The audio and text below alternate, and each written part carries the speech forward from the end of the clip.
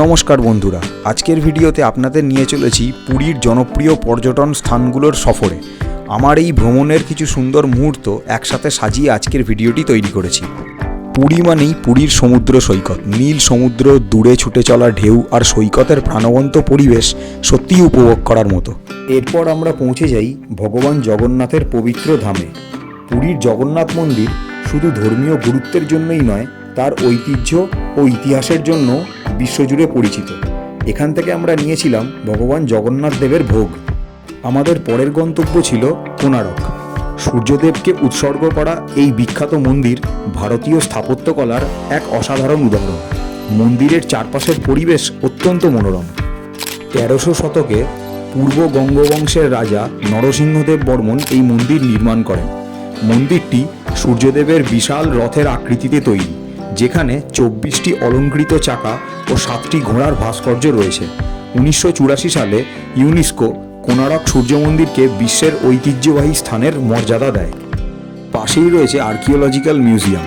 এই এলাকা থেকে উদ্ধার হওয়া বহু প্রাচীন ভাস্কর্য, পাথরের খোদাই, দেবদেবীর মূর্তি ও স্থাপত্যের বিভিন্ন অংশ সংরক্ষিত আছে। এরপর আমরা চলে আসি ধবলগিরিতে। কলিঙ্গ যুদ্ধ এই জায়গাটিতেই হয়েছিল। ধবলগিরি দেখার পর চলে এলাম আমাদের পরের গন্তব্য নন্দনকাননে। প্রকৃতি ও বন্যপ্রাণী প্রেমীদের জন্য এটি একটি দারুণ জায়গা, পরিবারের সাথে সময় কাটানোর জন্য আদর্শ।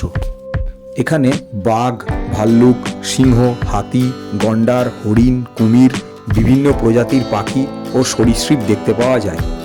চিড়িয়াখানার পাশাপাশি এখানে সাফারি, অ্যাকোয়ারিয়াম এবং বোটিংয়ের ব্যবস্থাও রয়েছে।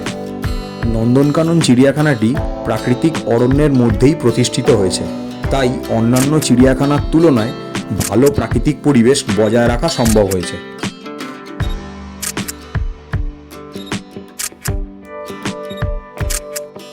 পুরীর স্থানীয় খাবার বাদ দিলে পুরী ভ্রমণ অসমাপ্তই থেকে যায়।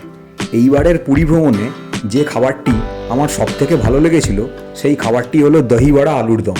সমুদ্রের আশেপাশে প্রচুর স্ট্রিট ভেন্ডাররা হরেক রকম খাবার নিয়ে এখানে বিক্রি করে।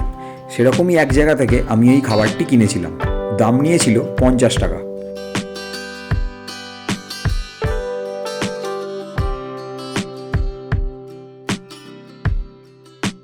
কখনো পুরী বেড়াতে এলে সমুদ্রের ধার থেকে একবার দহি বড়া আলুর দম ট্রাই করে দেখবেন, আশা করি ভালো লাগবে।